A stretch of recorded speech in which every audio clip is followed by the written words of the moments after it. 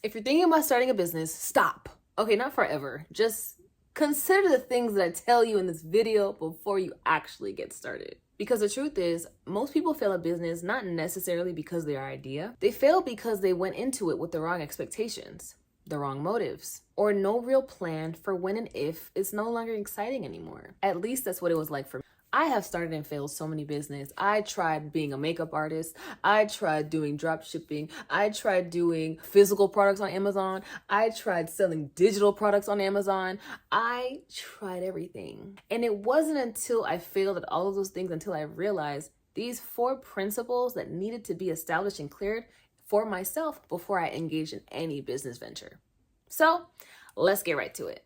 Let me say this clear in English. No español. If your main motivation for being in business or starting a business is money, do not do it. Because business will break you before it pays you.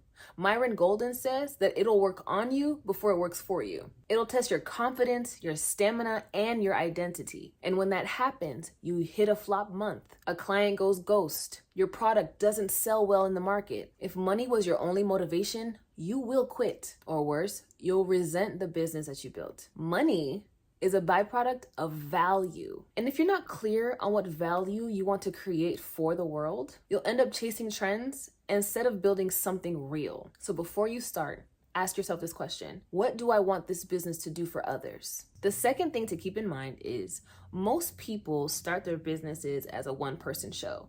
And that is very normal in the beginning, but it's not sustainable if you try to do everything yourself forever. So before you even launch, ask yourself these honest questions. What am I great at? What drains me? What will absolutely require help down the line? You don't need a full team in the beginning, but you do need a plan for automation and delegation. Whether it's tools, contractors, part-time help, you need to identify your strengths so that you can leverage those and focus on those and delegate everything else. Because burnout doesn't come from just working alone. It comes from working outside of your capacity with no plan. The third is so critical.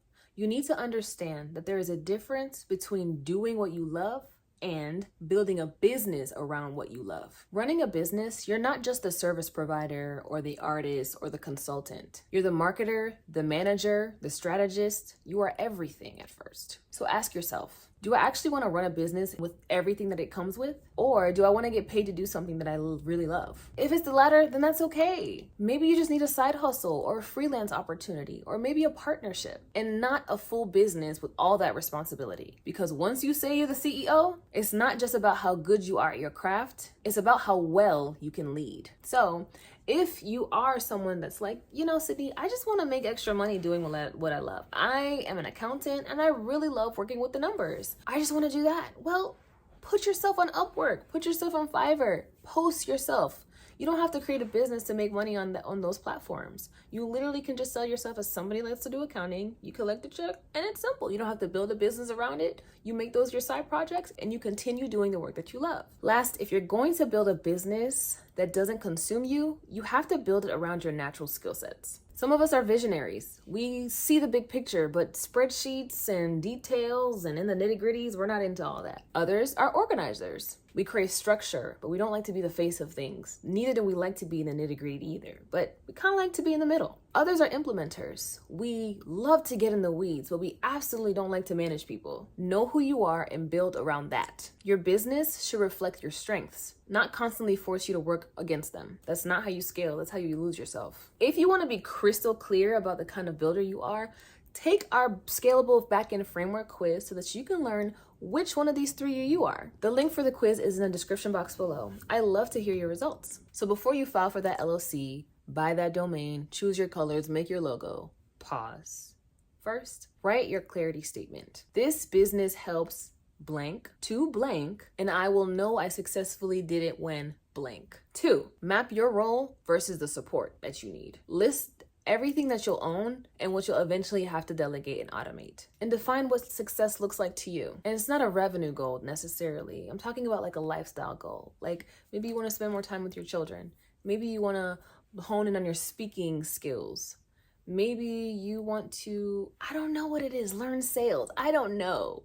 But whatever it is, write down your goal so that that can be your North Star, so that you're constantly focused. No matter what's breaking down or going haywire in your business, you will keep that goal in mind and it'll keep you motivated enough to stay there when you get there. Remember, don't build a business from pressure. Build it from clarity. And if you're not there yet, pause, plan, and then proceed.